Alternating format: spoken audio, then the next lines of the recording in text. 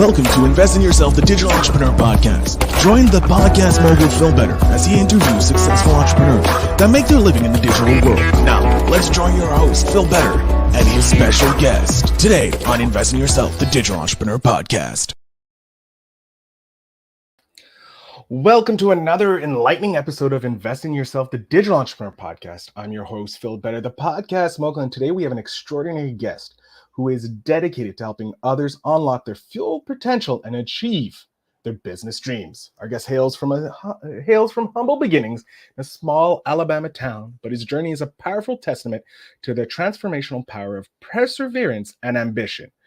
Our guest is a growing small business owner, growth strategist, and business coach with nearly a decade of experience. He has led a small team within the architectural and engineering industry to achieve 7 figures of financial success. His expertise has been pivotal in helping aspiring business owners start their ventures and assisting existing small business owners in expanding across various industries, including construction, home services, consulting, insurance, cinematography, my specialty, or my love, hospitality, e-commerce, and so much more. His passion for personal and professional growth is fueled by his love for reading works by renowned self-help authors and entrepreneurs. He firmly believes that everyone has the seeds of greatness within them, and with the right nurturing, anyone can grow into the successful person and business owner they aspire to be. His early struggles in entrepreneurship inspired him to write a book aiming to fill the gap of accessible mentors and coaches. His mission is to minimize mistakes for new entrepreneurs, expand their thinking, and foster a productive and positive mindset towards overcoming business challenges. He is committed to being an active part of the solution, providing guidance and support for those who feel stagnant and uncertain about their path to success. So get ready to be inspired and empowered by his insightfulness and expertise. So please join me in welcoming the remarkable Jon Clark to Invest in Yourself, the Digital Entrepreneur Podcast. Jonathan, welcome to the show. Hey, Phil, man, I appreciate that remarkable, extraordinary introduction, man. Couldn't have said it better myself, right? Well, I as my audience knows, I grew up in love with the '90s rap, and I could never drop bars. That's, as we can clearly see, I'm a little off color for it. But I always loved the hype men's. They were my favorite because they could hype up the crowd and then step off, and they still got the same love.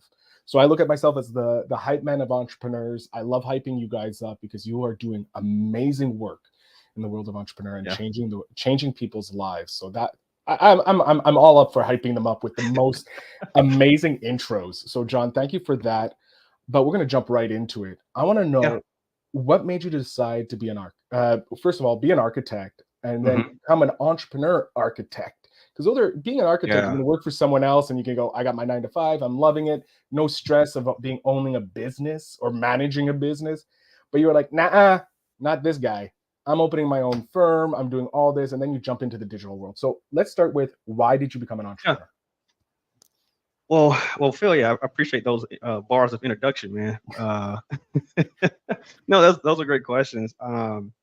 So my story, I think, really starts, man, when I was a young kid. So to talk about first, kind of where it came from and what inspired me to just want to get into architecture and then eventually, get into business, et cetera.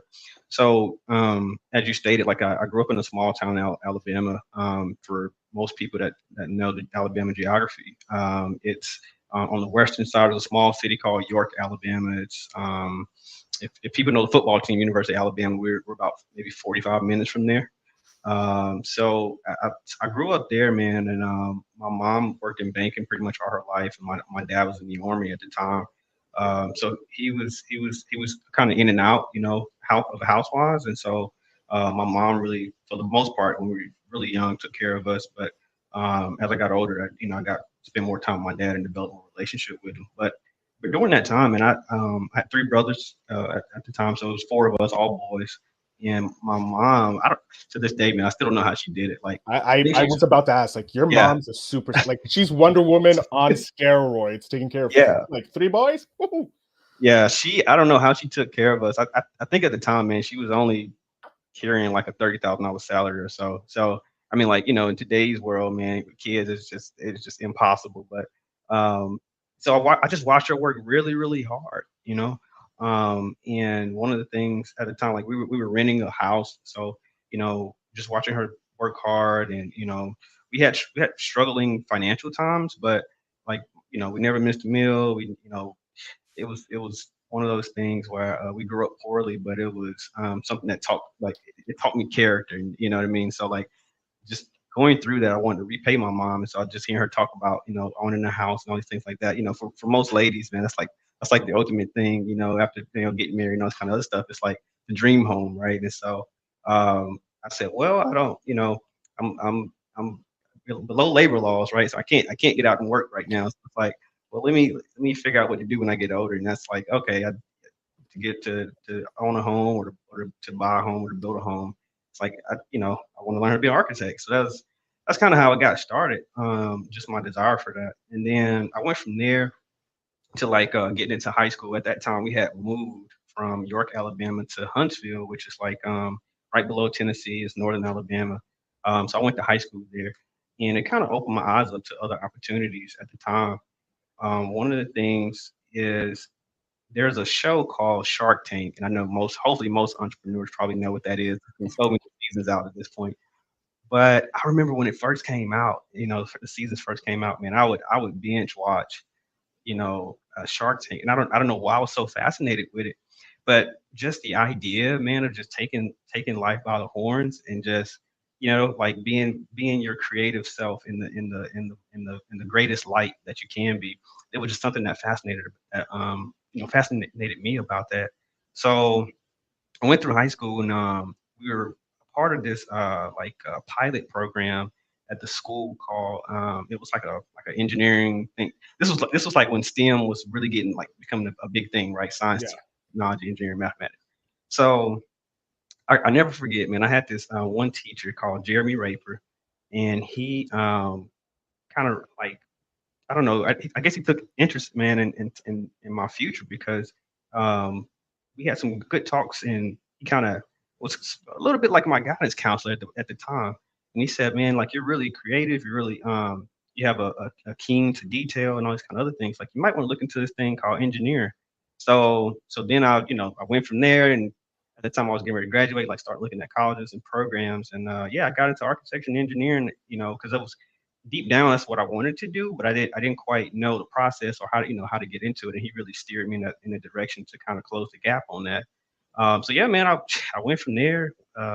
Went to school, undergraduate in engineering, and then I got my master's in architecture, and was working the corporate like 9 to 5. Just a young guy, man, just trying to build his career up.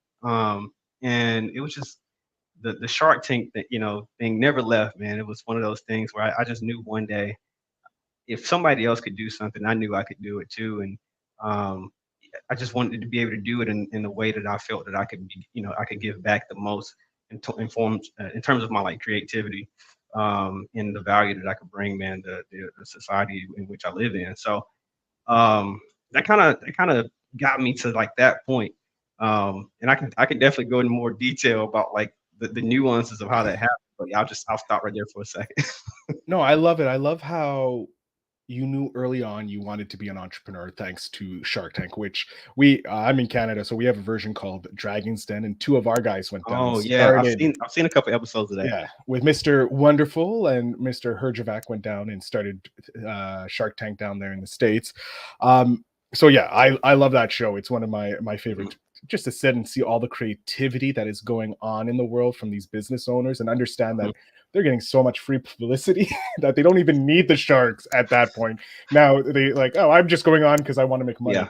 yeah. Um, but I love how that sparked your desire to be an entrepreneur. It called to you. When did you decide to go out on your own and make your own firm for architect? Like that's a huge thing, Mhm. leaving a regular firm to start your own firm. Mhm. What was the process like for you?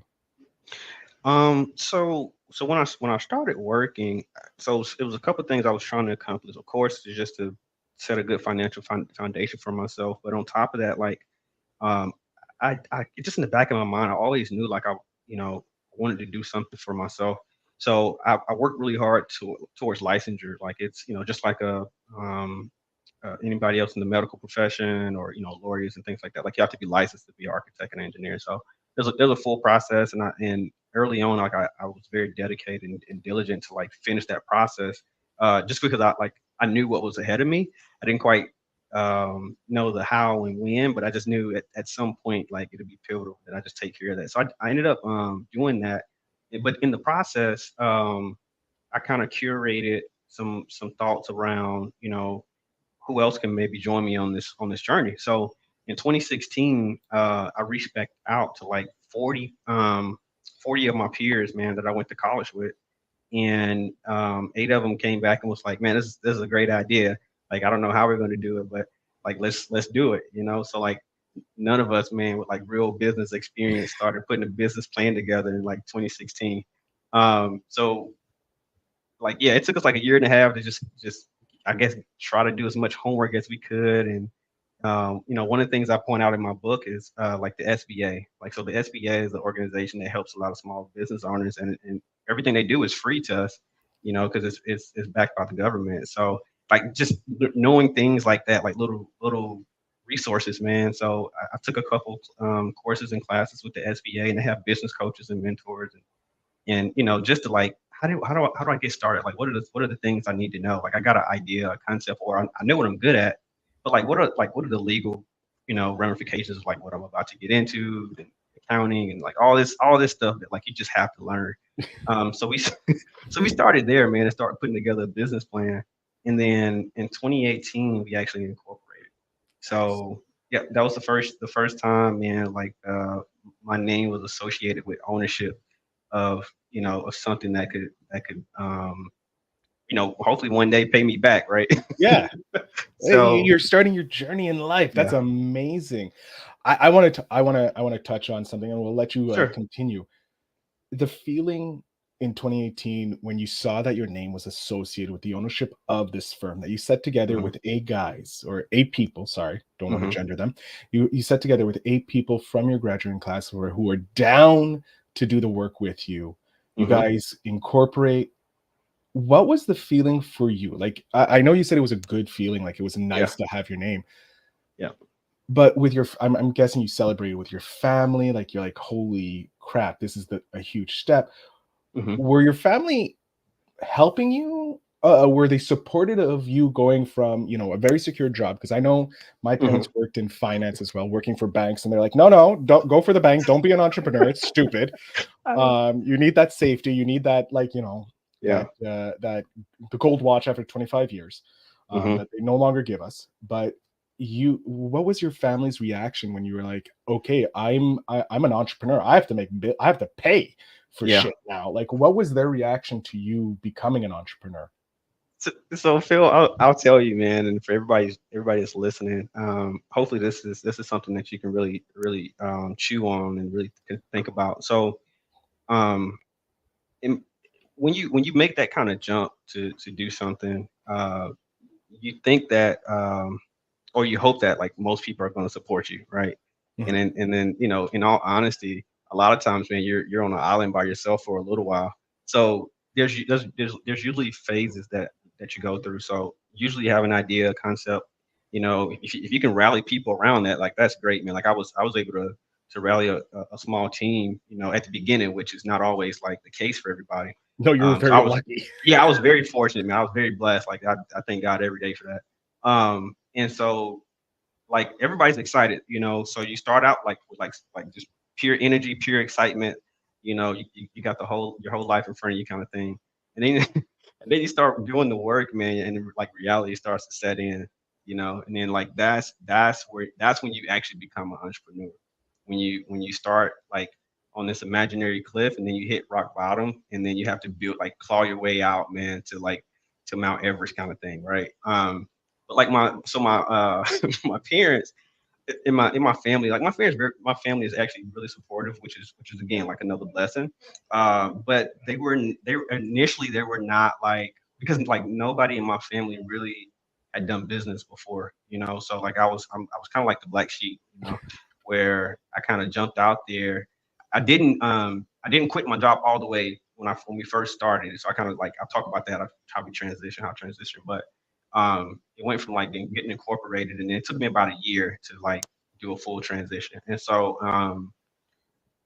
so they were like supportive, but they were not like, it kind of like, oh well, how's the business? Kind of like very sarcastically, not really sure if it's a real business. You know what I mean? Like, Is this and so just a like little now, a hobby that he's yeah, doing? it's just He'll like, grow up soon and forget about. Yeah. yeah. So it's kind of like, they'll entertain a conversation not to hurt my feelings, right? But now it's like a completely different story. It's more of like, so what's going on with your business, man? Where you going to be at this week? Kind of. So it's like it went from I'll entertain it not to hurt his feelings to like I really really want to know what's going on because this is amazing. So so like my mom, she's super protective, and one of the things I'll say, like I said, one of the things you can chew on is like sometimes the people that actually love and care for you in life, they can actually hinder you sometimes, by trying to just being protective. Mhm. But it's like one of those things where they kind of got to let you go, right, and like kick you out of the net sometimes, the nest, so that you can spread your wings and fly. So my mom's like one of those persons who she's just really overprotective, and for her not to have done a business before, it was very hard, for her to come to grips with like I quit my job, So when I did it, like the year later, when I started it, and I was like, I was getting clients and stuff like that. And here's when I knew I was like, okay, I gotta jump ship. Was like I started to have to like on my lunch break, I started to have to go serve clients on my lunch break. And I was like, all right, yeah, this is too much. Like I'm working at night. Well, I'm working during the day, doing business at night on the weekends, and then once it started to seep into like my lunch hour, or you know what I mean, like my actual work day, I was like, all right, I think it's time. So then a year later, I jumped ship, and I didn't even tell my mom at first. And Ooh. here's the funny story how she found out, right? So, so my mom like moms know their kids, right? And so she knows like I'm a high energy, uh, you know, sometimes a little bit tense, but like, like I'm always doing something. You know what I Mhm. mean? Like I'm never. She usually ever sees me relaxed, and so I came home for Christmas, and this was I think 2019, the Christmas of 2019, right before 2020. Mhm. I came home for Christmas, and I had stayed for like 2 weeks, and she didn't say anything, and she was just like he's just hanging around the house, like he's been here for more than past Christmas, more than just a couple of days. And then she finally asked me, she's like, "Did you quit your job?" Like, yeah, yes, I quit my job. Yeah. So it's like one of those things, man. And because like it, one of the things you have to be careful about is like taking other people's opinion, and again, when I say be careful, it's like whoever opinion that you take, you're usually going to end up with their lifestyle because they're giving you their opinion from their perspective. And so, like my mom not having that background and just having a little bit of fear jumping out there, she would have tried to convince me not to do it, Mhm. right? And again, out of love, though, right? So that's why I didn't tell her. Like I was just one of those things, man. I prayed on it, and it's just something that's strong in my heart. Is I really think I can do this, so yeah, so like I said, man, we kind of started with excitement, and then we hit like some rough patches, and then like we were able to claw ourselves out, man. So now that the 7 figure business, and it's growing rapidly. So it's amazing, man. It's quite the rush.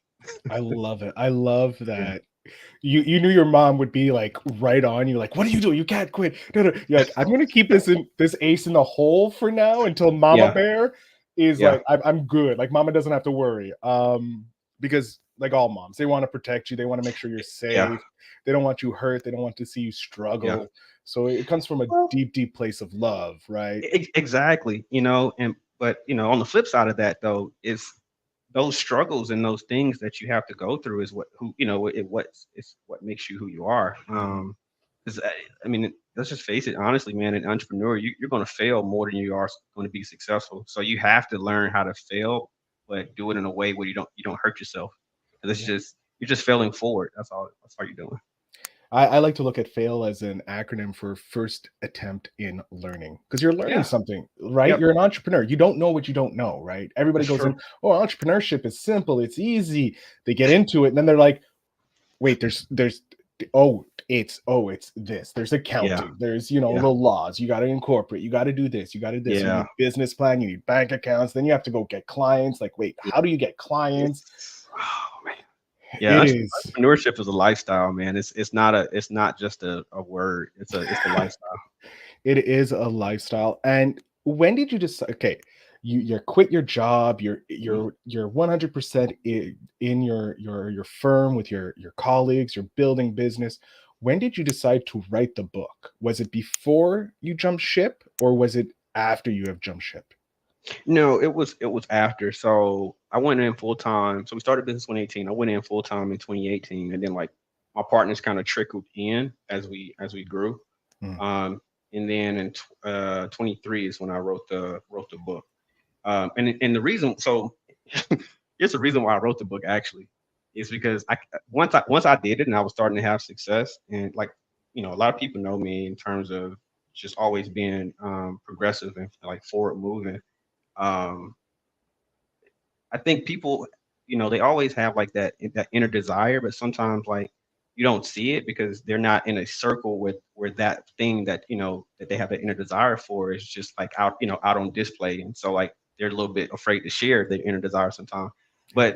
But when I was I was had became successful in it, like people started to share like their inner desires, like I really want to do this kind of business, I want to do this, I want to do this. And it was friends, this was family, this was people I had good relationship on, on LinkedIn, like, other peers and associates and stuff. And they would just ask for advice. And I was just giving advice. And, I said, man, I keep getting asked like the same, not the same questions, but like generally the same stuff that like everybody's thinking. So I said, well, I know it's really hard to find like a mentor that has two qualities, right? Which is one, they're available and accessible, and then two, they're actually willing to spend time with you and give you advice and give you mentorship. Like you got to have both of them to have a good relationship, because one or the other one, like some people may want to help you, but they don't have the knowledge. Like they've never Mhm. done a business, but they want to help you, so they're willing. But then on the flip side, there's people out there that can help you, but they just may not have the time. So I was like, I want to put something like a small book together, where it's not like a textbook per se, but it's not like one of those like 10-page ebooks kind of thing where Mhm. it's like right in the middle, where it's enough to like just expand on a little bit of the basics, and everything that you'll face like when you're trying to take that inner desire and figure out how to actually create a successful business out of it. So that's kind of where the book idea came from. And now, man, I even use it as like a business card. It's like I don't have a business card, but here, take my book, and I write my contact information in it. That's a great business card to have because Yeah, you're giving them knowledge. You're like, hey, you may want to talk to me. Call me after the book. Read the yeah, book. See if you want exactly. to talk with me, and then it also it helps you with getting the exact type of client you want. Hmm. Because if they don't read the book, they're not going to call you. So it's not a waste Yeah. of time for you. They're not kicking the tires. And when Hmm. they do read the book, they already know what you're about. They know what you Yeah. went through, and either it helps them enough that they can go off on their own, or they're like, all right, this man knows what he's about. He's done it. I'm going to ask him more questions. And that led to your job as a business coach, right? I'm guessing it happened in Yeah. 2023 that the business coaching started. Yeah. So you hit it right on the head, and it was kind of a seamless transition. Because yeah, you're right. Like there are some people that they like to tough it out, man. They just figure everything out on on their own. And so just some of the nuggets in the book is all all they want slash all they need. But then you have some people that they'll read the book, and then they'll apply some of the things, and then like figure out, oh, like this stuff works, and then they want more. And so yeah, so I've been kind of doing one-on-one coaching now, and trying to develop like a process how to start doing group coaching and things like that, because like I do still run my architecture engineering business, but then like I kind of do business coaching consulting on my off time. So I don't work with a lot of people, but I do spend time with a few people, as time opens up and it becomes available. My question though is, now that you have your new 9 to 5 and you're starting the Hmm. side hustle on the side, kind of like you did before with Yeah. starting your architect, are you going to quote unquote jump ship once the business coaching starts interfering with your lunch hours? I know, right? Let's talk about that. No, this is a great comment. This is leading into a great conversation. Every business owner should have an exit strategy, and I think we don't talk about that enough as entrepreneurs. And so here's my exit strategy for my architecture and engineering business. It's to form a board of directors, right? Where basically I'm on the board, and now we hire a new CEO, CFO, all these key suite individuals. And so I'm not, I'm giving directive and I'm giving leadership and culture for my business, but there are people probably who's smarter than me that can actually manage and do the operations. So that's like my exit strategy from being tied to my architecture and engineering business from like a daily operations perspective. I love that. I love how you're already looking to the future to exit out of the business that you Hmm. started, but not just exit out. You still want to have your hand on it. You still want to be a part of it, but you Yeah. understand Yeah. that you have to be at the 30,000 feet level for the Exactly. Yeah. business, so you can build these other businesses and get those, as millionaires or billionaires now have, 7 streams of Hmm. incomes. That is the goal, so that you can have that freedom, so that you can spend time with your family, your mom, the 2 weeks at Christmas, make it a month at Christmas, and your mom's going to be Exactly. happy until the end. Then she's like, get out. You're eating all my food, get Like out. you're here too long. Yeah. Yeah, the food's gone. That was a month worth of groceries in a week. We need you out of here. um Yeah. I love how you're already looking for an exit strategy, but you're not looking to close down shop or sell the company. No, no. I think, and this is just me. This may not be everybody's dream, but like I don't know. I just come from a background like where we didn't own much. So like ownership is like a big thing for me, and so to have something that we've been able to build from the ground, my goal is I have a trust. I would encourage everybody to have a trust. So my goal is to retain that ownership. My business interest within that trust. So as I pass on, whatever I have in my trust, like it is still will have a piece of that ownership. And so the exit strategy. When I say exit strategy, I don't mean like give up full ownership of the business. What I mean is an exit strategy from the daily management of the business. And so you're not in a situation where you've created a job for yourself. You're actually like running a business and not like the business running you, basically. I love that. I love that. And that's the next step in entrepreneurship. It's Hmm. the business not running you running the business, or you have people running your business so that you can Hmm. start the next venture in your life, the next chapter. Which I'm interested in knowing. Let's click my fingers. We're 10 years in the future. Mm. What is Jon doing? Like, what is Jon accomplishing right now, or what has he accomplished in the last 10 years? Yeah, that's a great exercise, man. I like how you frame it in past tense, and that's very helpful to actually get your subconscious mind, man, to start coming up with the things you need to do to make it happen. So 10 years from now, Jon has successfully implemented his exit strategy from his engineering architecture business. He has grown a community of other successful business owners through his coaching consultancy. Um, Family life, of course, Jon's married, kids, like that kind of thing. And really, man, more travel. Like honestly, more travel. That's a huge. Just one of the things, that I play music, but I also like to travel. Like that's one of those are the things, the reasons why you get up and look forward to the weekends, kind of thing, right? But honestly, man, I love business, and so my whole goal is about creating strategic partnerships. And so why that's important to me is because m- I feel that the law of reciprocity kicks in. So Phil, if, like for example, if were you and I were working together in terms of helping you grow your business, and like you just had great success. I think the minute that you want to venture into something else, right, that may require additional partners, like whatever, like you're going to think of the person who kind of helped you get to where you are, so that like law of reciprocity kind of kicks in. And so just building that community of other people, um who want to go and do bigger stuff. I think, as human beings, like we always want to expand. And so, I think it's just one of those great things, man, to have a community of people that you can expand with, who you've built, love, trust, admiration with, like those things. So that's kind of, to me, that's kind of my ultimate goal, is to build, that type of legacy, take that game plan and playbook and be able to share it with as many people as I can. I love that. That's a huge dream to have, and I think it's a worthwhile dream to have, to be able to pass on a legacy. Like you said, it's your legacy to pass on for future generations. I love how the entrepreneurs I've talked with, and you of course are included in this, talk about legacy, because legacy is so important to us. Because most of us only think about the now. We don't think Hmm. about the tomorrow, because we're stuck in this rat race, right? Yeah. And we never think about how we can help future generations. The old saying, like, the best time to plant a tree was 20 years ago, the It's next funny. best Yeah. time is right now. And understand that we may not be able to enjoy the shade of that tree or the full Yeah. version of that tree, but we know that generations down, they're going to enjoy that shade of that tree, and you're creating the seeds for that money tree, if you will, to help Hmm. your future generations. um, I want to know, what is one thing, because you wrote your book.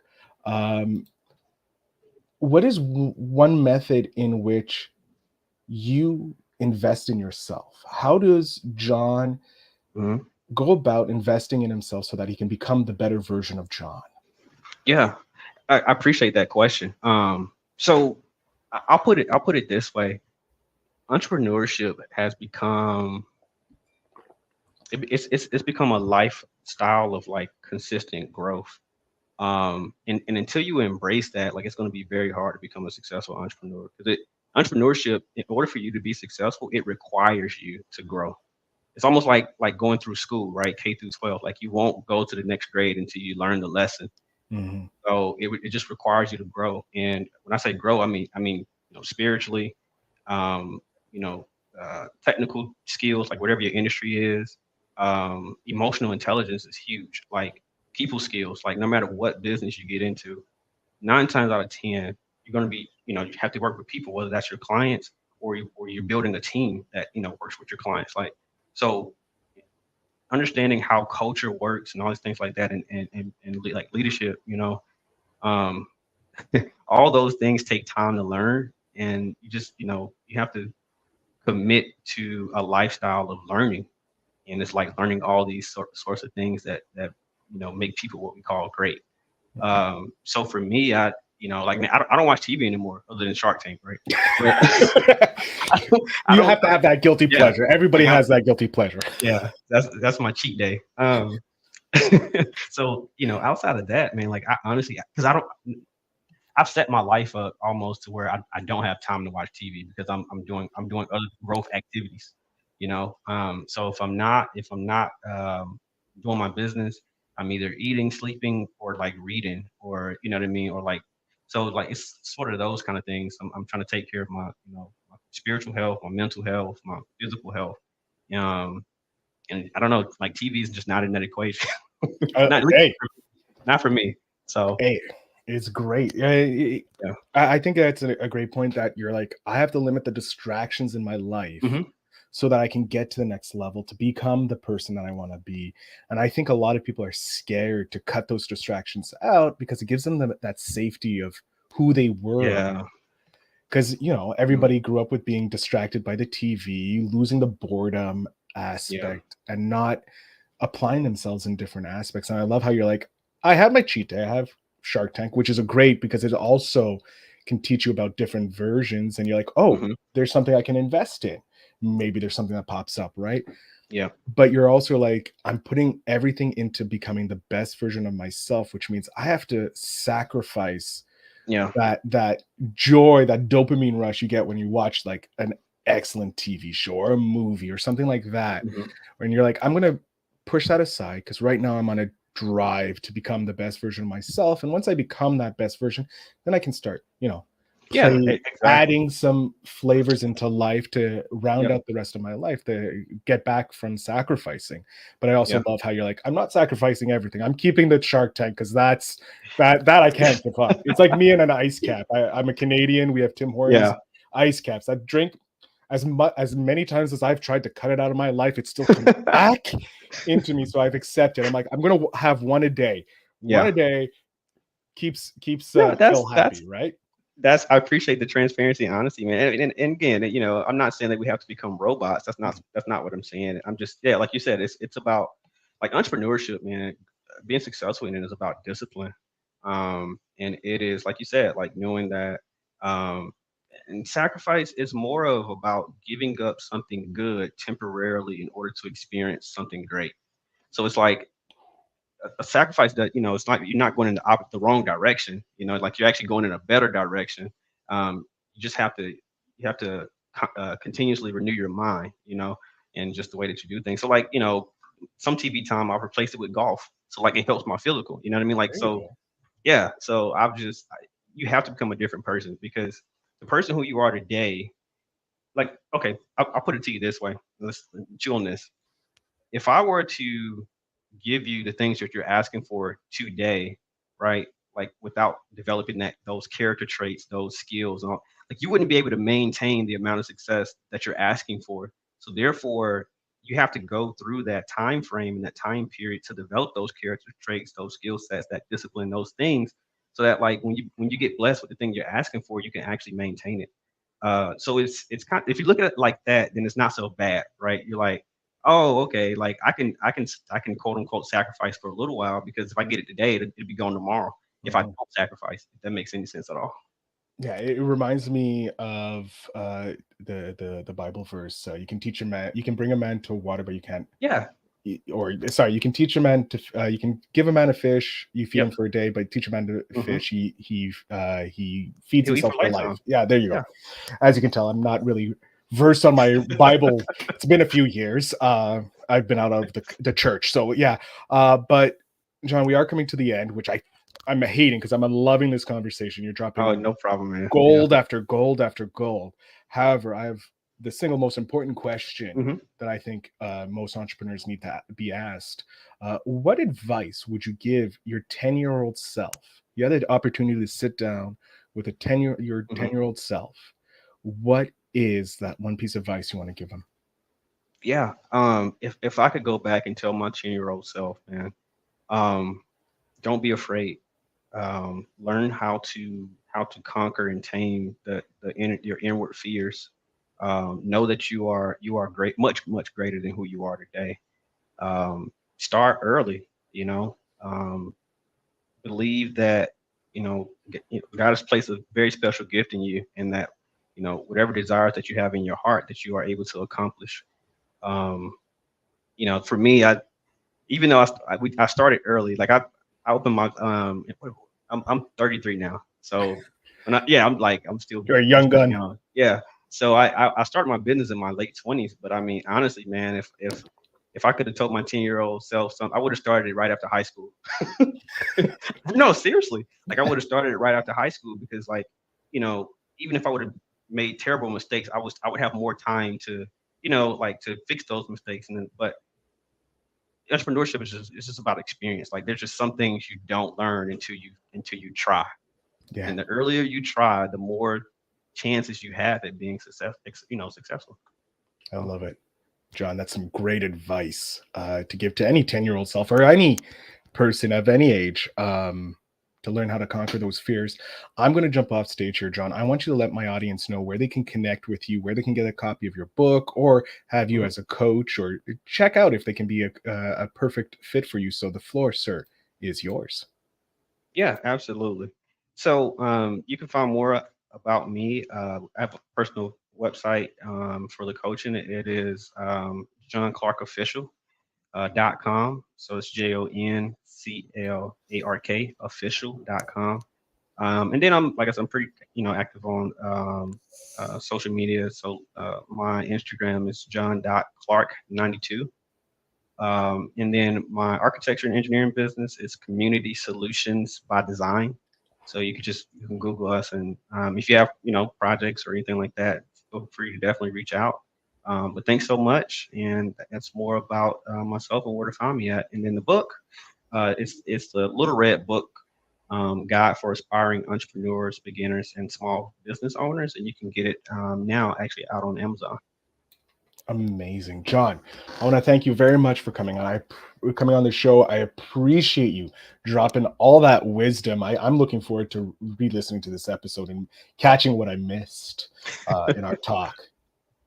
Well, Phil, man, I really appreciate you having me on your show. I'm delighted, and like I said, just here to add value. Thank you so much. To my audience, you know the deal. The show notes down below will have everywhere you can connect to Jon, Instagram, his personal website, and of course, a link to the book so that you can have a little red book to become an entrepreneur. I thank you so much for listening. Jon, again, thank you for being here. And as always, remember to invest in yourself.